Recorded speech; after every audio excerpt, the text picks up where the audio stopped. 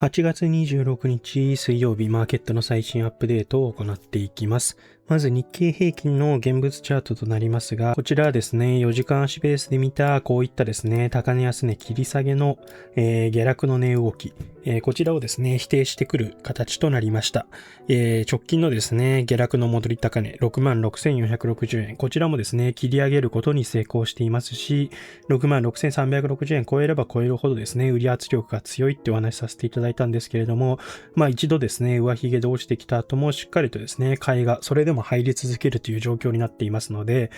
再びですね、66,810円近辺であったり、67,670円。このあたりを目指しに行く可能性っていうのは、出始めているんじゃないかなというふうに感じています。で、本日につきましては、本日というより明日の早朝につきましては、NVIDIA の決算ですね、ございますので、そちらでもですね、風向きっていうのは少し変わってくるんじゃないかなというふうに思っています。ただ、チャートの形状的には4時間足ベース、こういったですね、ちっちゃい高値安値切り上げ、1時間の方が見やすいですね。1時間足ベースで見ると、こういったですね、上昇の円波動を作ってきたという形になりますので、一旦はこの上昇への波動ですね、続いていくようであれば、再びですね、こういった高値安値切り上げに発展していく可能性っていうのは出始めているよという状況となっています。で、チャートの構造的にはですね、25日線、こちら、直近ですね、しばらくの間、9月の前半くらいまで、上向きですね、9月の7日くらいまでですね、上向き続けるという形になりますので、このあたりですね、非常にサポートにはなりやすい動き。ただし、上値の重たさとして66,360円だったり、67,670円ですね。そのあたりはやっぱり上値の重たさっていうのは出てきますので、過度にですね、上がりすぎた場合には、ちょっと是正下げっていうのは、来る可能性があるんじゃないかなと思ってます。逆に言うとそういったところですね、上方向に触れていくようであれば、次、押し下がったところっていうのも、一般的にはですね、押し目とにして認識することもできるんじゃないかなというふうに感じています。で、一目につきましては、こちらもですね、ちょうど、チャートの形状を見ていくと、雲の下限の水準ですね、ぶつかってきているよという形になりますので、ちょうどこちらと、75日線ですね、レジスタンスになってくる形状といった形になりますので、上がった時に戻りに押される、そして雲の幅もですね、戻りに押されやすいという形になりますので、需給がですね、拮抗しやすいですから、ちょっとですね、戻りに押されやすいことは想定されるという形になりますので、やっぱり67,670円近辺、リバッタとしてもこのあたりまでしか上がっていかないんじゃないかなというふうにも感じています。ただし前々からお話しさせていただいている通り、8月の終わりから9月にかけてですね、9月の7日くらいにかけて移動平均線上向き始めるということで、このあたりしっかり耐えていくようであれば、雲のねじれっていうのもございますので、ちょうどですね、9月入って早々のタイミングで、価格がですね、上に抜けてくる、一躍の好転が見られる可能性があるんじゃないかなというふうに考えています。で、このケースの場合は、一応ですね、三役好転にしっかりとですね、チャートが切り替わっていきますので、三役好転に切り替わっていって、移動平均線も上向きということは、上昇方向にですね、ボリンジャーバンドがスクイーズからエクスパンションして、バンド奥に触れていく可能性。この可能性もあるんじゃないかなと思っています。現状今ですね、ボリンジャーバンドスクイーズとなっていますので、上がったことに対しての戻しはですね、非常に出やすいチャートといった形になります。これは同様にですね、下げてきた時に対しても戻しが出やすいという形になりますので、今はこのあたりでよこよこしやすい、かつ、このあたり耐えられることができれば、チャート的にはいいよねといった形になります。で、日足の観点でも、直近のですね、重要な押し安値の水準、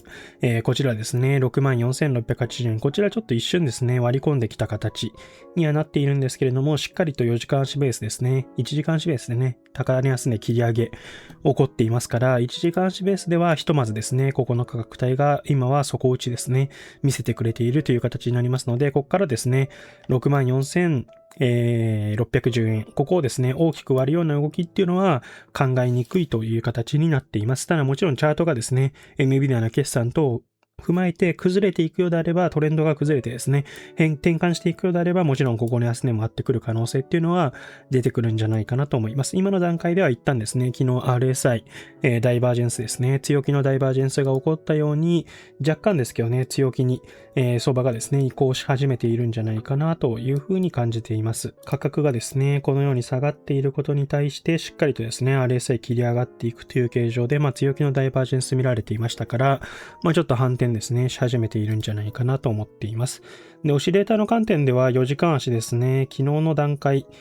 からですね、買いにモメンタムが転換され始めたということで、今もですね、買いのモメンタム続いているといった形になります。で、冷やしについてはちょっとですね、買いのモメンタムは消耗し始めていて、ちょっと若干ですね、下がり始めているので、まだ冷やしの観点では少しですね、どうなるかわからないチャート状況。1時間足、4時間足の観点ではちょっと若干ですね、買いにモメンタムが入り始めていますから、NVIDIA の決算等を経てどうなるかという感じになるんじゃないかなと思います。で、オシレーターにつきましては反転示すですね、オシレーターまだ点灯していないという形になりますので、まだですね、ここの上げからもう1回程度ですね、こういった高値安値切り下げが起こったとしてもおかしくはないという形になります。なのでまだですね、ちょっと若干耐え始めていますし、若干上にですね、抜けやすいチャートにはなっているんですけれども、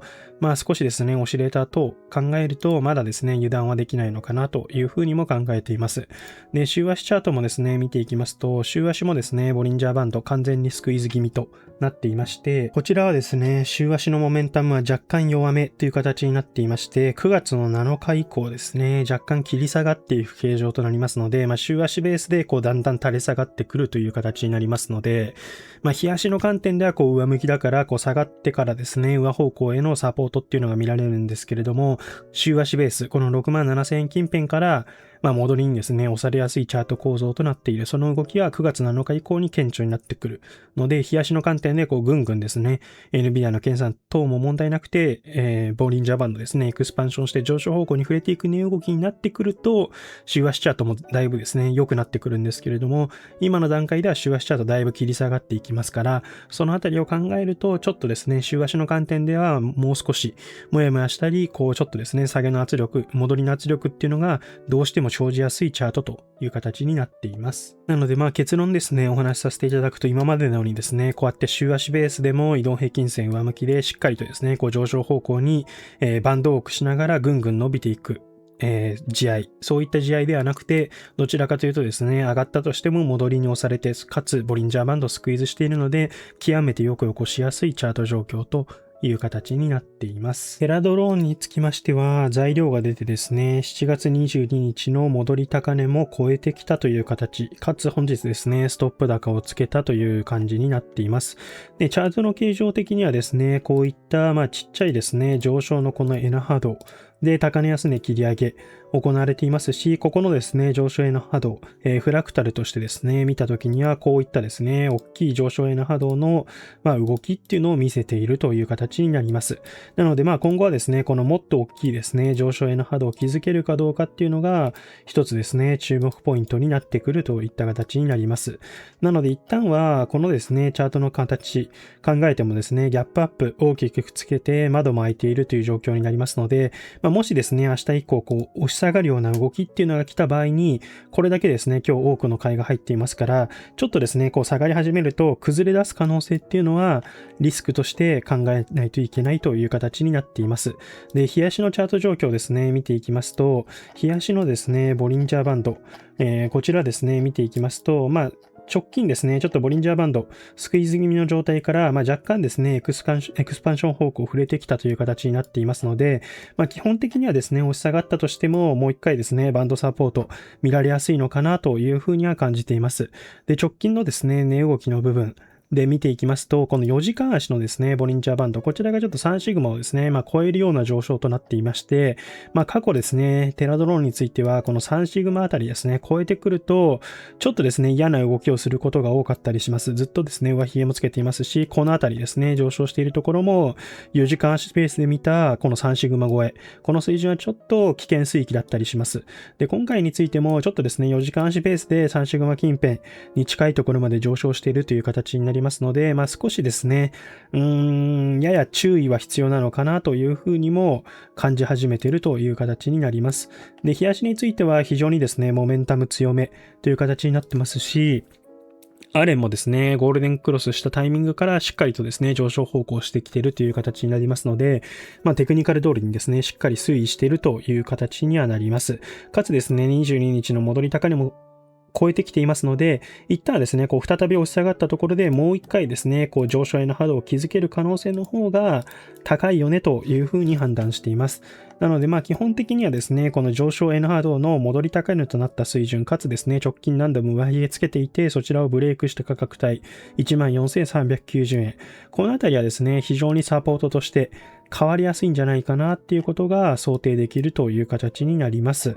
で、あとはですね、ちょっと若干ゾーンの水準、今回引っ張ってきまして、15,700円から15,950。このあたりのゾーンもですね、一つ反発を示すポイントになってくる可能性がありますので、もし明日以降ですね、過熱感等を嫌った、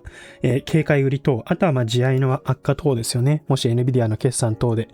下がってくるような展開があんまり地合いの影響を受けないと思うんですけどね。もし下がってくるような展開が訪れた場合には、このあたりですね、反発の起点になるかどうかを見ていただければいいんじゃないかなというふうに感じています。はい。なので、ポイントとしては、デートレ目線の場合ですね、このあたりの15,700円から15,950円のポイントで反発見られるかどうかをチェックする。かつ、スイングの場合は、この14,390円。このあたりまでもし落ちてきた瞬間には、しっかりとですね、窓を埋めている形。かつですね、この戻り高値、レイサポ転換したラインが大量にですね、控えている14,390円と重要な水平線になっていますので、このあたりはかなりですね、反発が期待できるという形になりますので、この2段階ですね、どっちかっていうと上の玉はどっちかっていうとデート寄りになるのかなというふうに思うんですけれども、このあたりまで下がってきてたら非常にですね、美味しいポイントになる可能性は大いにあるというふうに考えています。三菱マテリアル見ていきます。三菱マテリアルにつきましては、1時間足ですね、高値安値切り上げ、再びですね、証明される値動きとなってきまして、しっかりとですね、こういった上昇への波動、継続中だよということが証明された形になっています。昨日ですね、おとといですね、すいません。5,500円から5,553円の、このゾーンですね。一つポイントになるってお話しさせていただいて、ここでですね、しっかりと反発して、私はですね、ちょっと持ち越すのが怖かったので、利確ですね、してしまったんですけれども、今日ですね、ギャップアップ要線から始まってですね、しっかりと上昇方向を推移してきたということで、持ち越していれば、プラスにですね、よりなったんですけれども、ちょっとですね、持ち越すのもできなかったので、今回ばっかりはしょうがないかなというふうに諦めています。で、チャートの形状的にはですね、今こういった高値安値切り上げの上昇への波動を作られていますので、新しくですね、ゾーンの水準、持ってくるのであれば、ひとまずこのあたりですね、これでおそらくデートレ目線にはなってくるんですけれども、5,882から5,910円。このあたりですね、押し下がったとして、反発ですね、見られやすい価格といった形になっていきます。一応ですね、もう少しですね、押す可能性っていうのはあるんですけれども、一旦はこの5,882から5,910円。このあたりが一つポイントになるっていうのをですね、押さえていただければいいのかなというふうに考えています。